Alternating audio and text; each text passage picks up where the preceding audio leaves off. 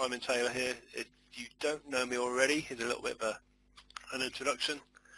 That's me up there in the top right, smiling at you.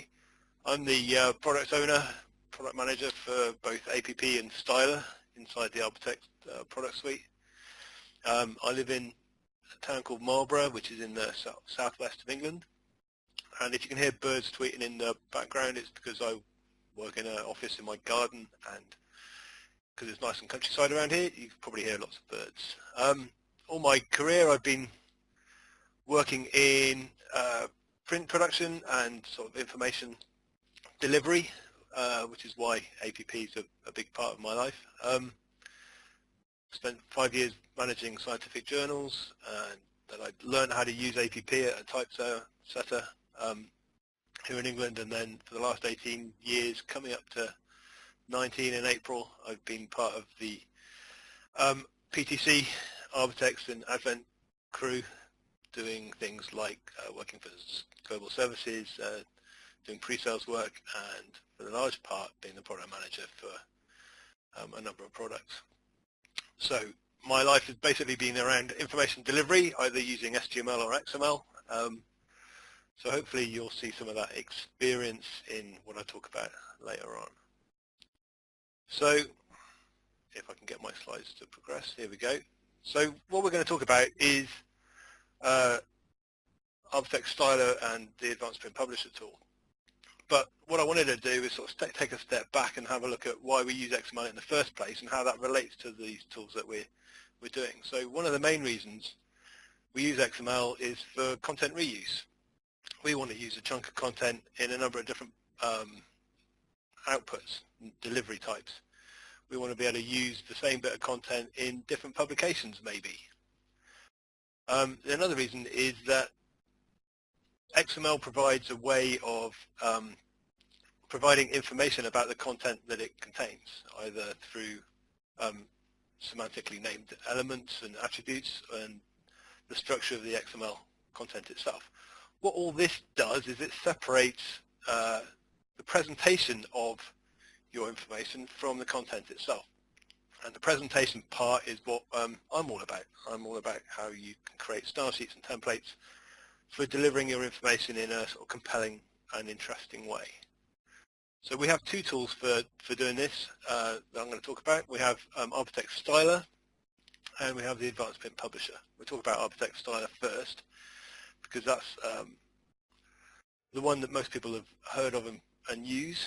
It's the sort of standard and default style sheet tool for using Arbortext publishing engine. So if you want to publish XML content through publishing engine, you will likely develop a Styler style sheet.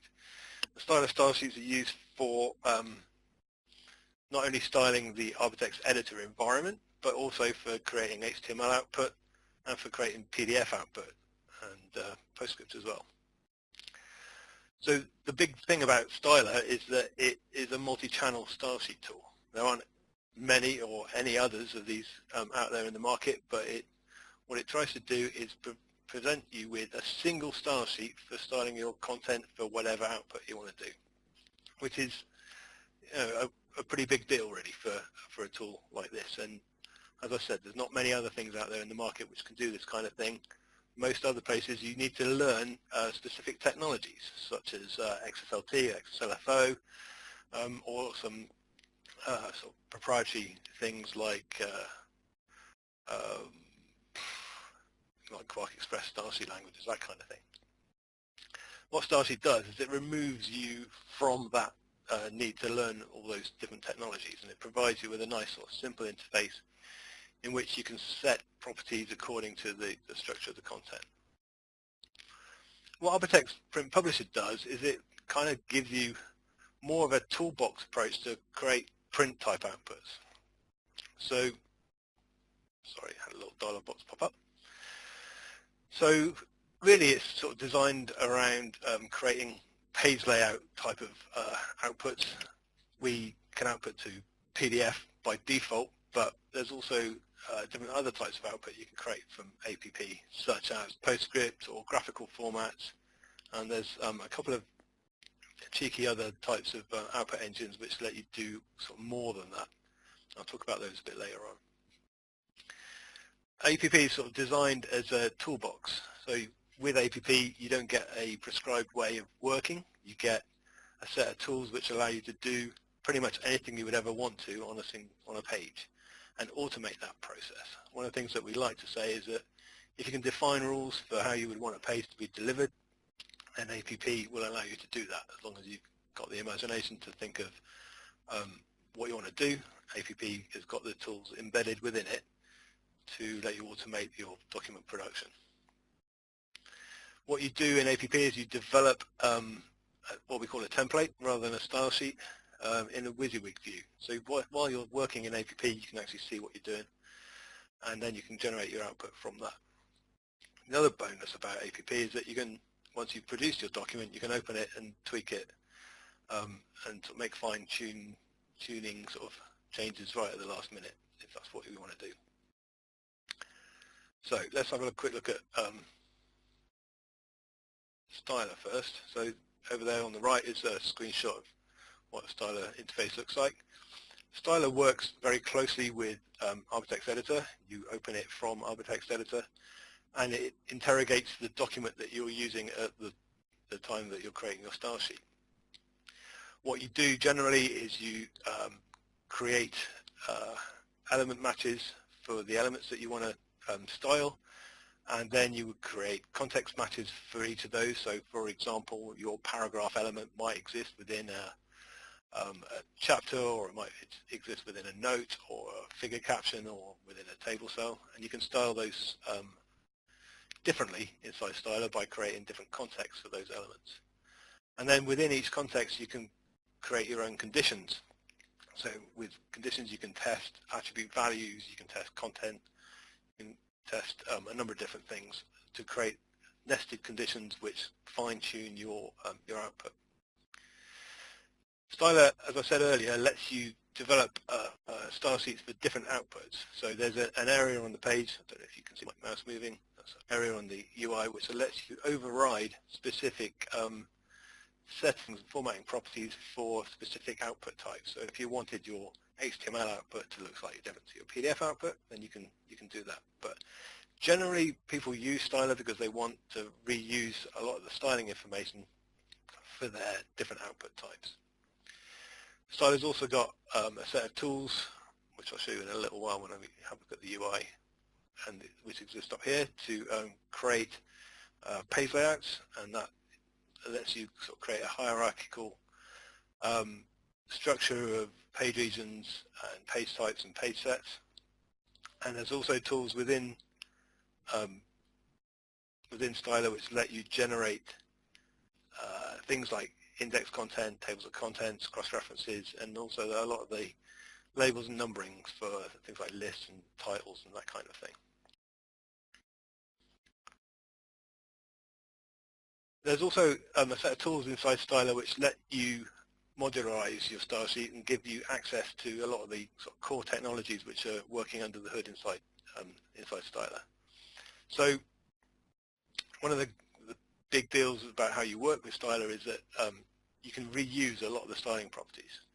Often when we see people who are sort of new to Styler, for example, they'll set all their properties every single time that they encounter a context or a condition or an element. But what property sets allow you to do is to create reusable styling chunks. And this is the preferred way of working really within Styler, because it has a number of other benefits, as well as being able to share styling information and creating like a single point where you want to update stuff. You can also use it to generate specific style, CSS style definitions when you're outputting to HTML, which is also a bit of a bonus. You can also create style sheet modules inside Styler, so you can share styling information between different style sheets. You'd use that while you're developing your style sheet, and sorry, somebody just said they can't hear the audio. Is that problem solved now?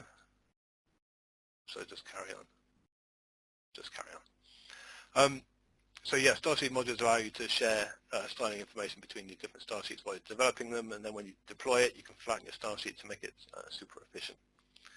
Source code edits are another helpful thing inside Styler. So if you know the underlying technology, so for example, if you know something about APP or you know something about XSLT, you can override what Styler would generate for those output technologies, and you can write your own extensions to the style sheet in that native technology.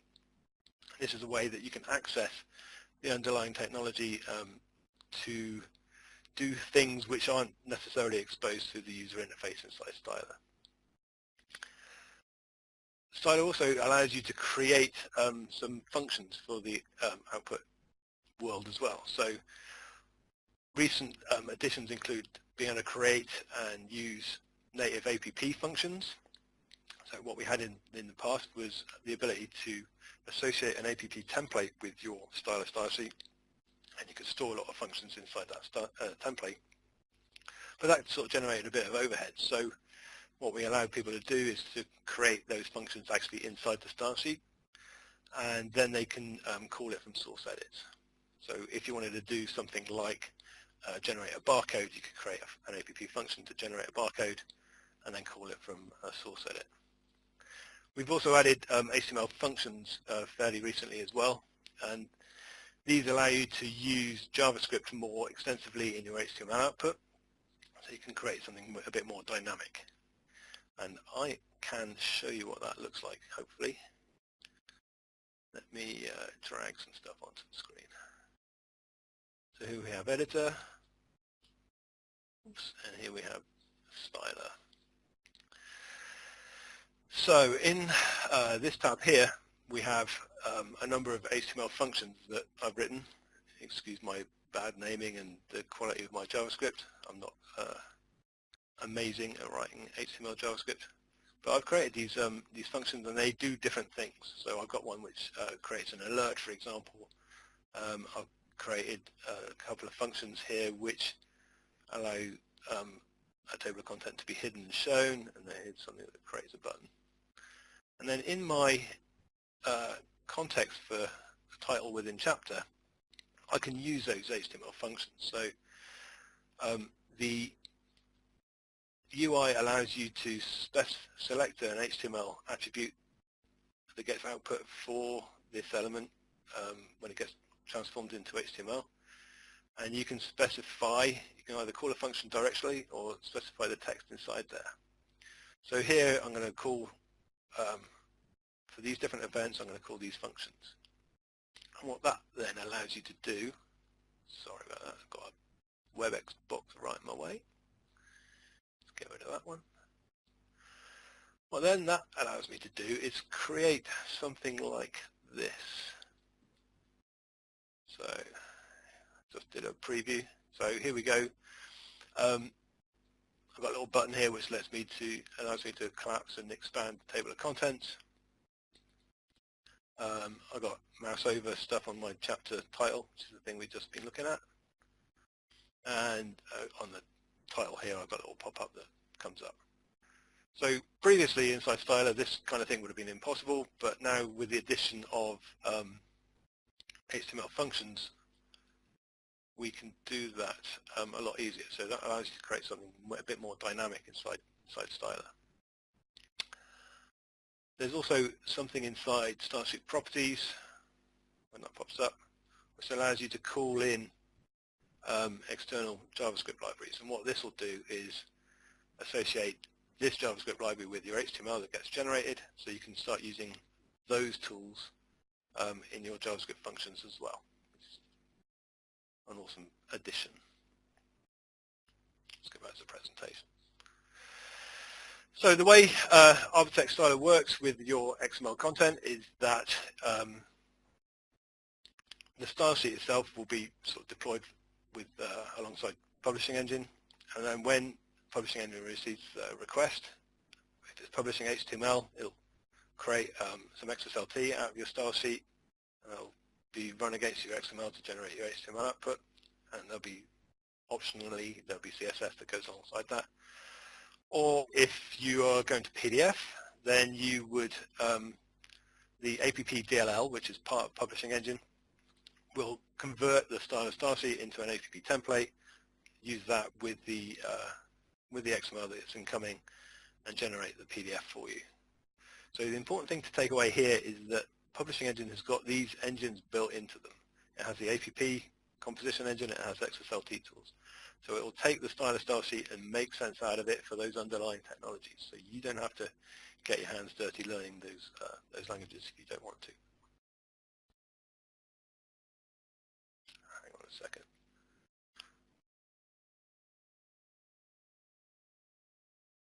Okay, sorry, I think there's been a bit of a technical issue with the slides locking up. Is it all okay now? Can you see the next slide? Cool, everything's okay. So let's move on to APP, or the Advanced Print Publisher. So as I said earlier, APP is a big toolbox of features and functions which allow you to lay out pretty much anything on a page. The capabilities that you have inside APP are pretty incredible. There's a massive amount of flexibility. So you can create any type of document that you want, from the most simple things through to the most complex types of output. I'll show you some of that in a little while. What APP allows you to do is it allows you to associate formatting code, so whether you're building pages or frames or styling stuff, with pretty much anything that you can test inside APP. And what you can test is the XML content structure. That's obvious. We can use XPath for that, or some DOM interactions for that. But you can also test things like formatting results. So you can test where you are on a page and how wide that measure is on a page, and make some decisions on your styling based on that. You can also drive things from user input. So a user could say, okay, I want to use this variation of the style sheet this time I'm publishing, and using like global variables or other mechanisms, you can base your styling on that. You can also test the environment as well, because we have access to the user's environment through things like Perl or JavaScript. If it's a Wednesday, for example, you can output different information and style things differently on a page. So as you can expect, this gives you a huge amount of flexibility of what you can do on a page. And we have several hundred different formatting instructions which can all be driven independently on different tests. The other great thing about APP is this WYSIWYG view. So you can see that up here in this screenshot. This WYSIWYG view is very, very accurate. It uses the same drawing commands to draw on the screen as you would expect it to use when it's creating a PDF, for example. So you can zoom in, you can see the curve of each individual character, and you'll know that that's exactly where it's going to appear on the final page. And that's very important, because some other technologies, you don't get that WYSIWYG view when you're creating your templates or your style sheets. So it's very difficult often to republish and republish just to tweak the location of a box, for example. APP uses JavaScript to create those create the templates, and we use XML technologies as much as we can, so things like XPath and DOM, the DOM interface, we use those things as much as possible. JavaScript is a fairly straightforward language to use, and we have an external debugger, or IDE, which is shown down here in the bottom right-hand corner, which helps you to develop that template code. So we have things like code completion inside there. We have breakpoints which you can manage, and you can also interrogate what APP has done to the page while it's formatting. And the other thing about this whole environment is that you can use that WYSIWYG view and the content editing world, it's inside APP, to tweak and fine-tune your documents should they be formatted incorrectly while you're automating your publishing. So if you don't like the look of something, you can pop it open inside APP and tweak it before you generate the PDF, the final PDF.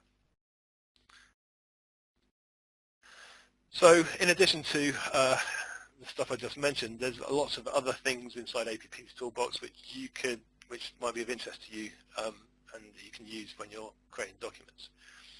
One of the things which is kind of interesting is that we're not just limited to a single input XML stream. You can have any number of streams within your XML, within your APP document. They don't have to be XML, they could be HTML, they could be anything, as long as we've got markup of some kind in there that we can attach our formatting to. You can also create different types of output. So PDF is the standard one. We support lots of different standards of PDF, including PDF tagging and PDFX, that kind of stuff. But we can also generate PostScript, we can generate graphical formats such as EPS and SVG. We can generate an XML representation of a page, which some people use to transform into HTML, for example. And we also have a special JavaScript output driver, which lets you attach some code to the drawing commands, which happens in APP, and you can create other types of output from there. We have a demonstration which generates an EPUB, for example, from an APP document. We also allow people to get their hands dirty looking at things like font ligatures and kerning. So if you don't like the way a font works, you can override it within APP. You can customize hyphenation rules as well, including 2 different levels of exception dictionaries, but you can also have one which is a JavaScript function. So if you put a string into this JavaScript function, tell APP where it's allowed to break a page, and you can override the sort of default formatting which APP would generate. APP also supports color management. So if you have specific colors that you want to use, which are part of your branding, for example, but you always want to make sure that those look accurate in the different outputs, then if you specify those colors using color profiles, then APP can manage that output to make sure that the colors get delivered correctly in your output files.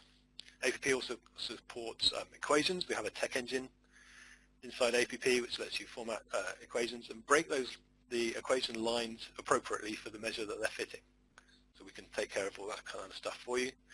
We have a barcode generator which lets you create graphics of pretty much any barcode type that you can think of, including QR codes. We can spread content horizontally across a number of different pages. So if you have a table, for example, which is super wide and sits across facing pages, then we can do that very straightforwardly inside APP. We have built-in transformation engines. So if you wanted to transform, for example, a particular node in your XML, just to make it easier to format, you can do that fairly straightforwardly in APP. And then a couple of sort of recent, well, one of the more recent things is this ability to add formatting events. When you're formatting through a document, if you get to the end of a page, it's possible to create a code which will analyze that page. And if you don't like the look of it, you can go back and start reformatting that page with a different set of rules. So let me show you something which we can do inside APP. You might have seen this one before, but I like it. I'm pretty proud of it, so I'll show it again. So this is the APP user interface. Here you can see you've got the content which is being formatted, and over here is the sort of laid out page. So this laid out page will be based on rules according to what's in that content. So the number of steps which it will show will be based on the number of steps in this procedure. If I print that to PDF, just do that now, and open up that PDF. Here you can see that it's created a nice file. We've got a 3D object up here, which we can interrogate. We have a table down here. We've got a bit of video down here in the bottom corner.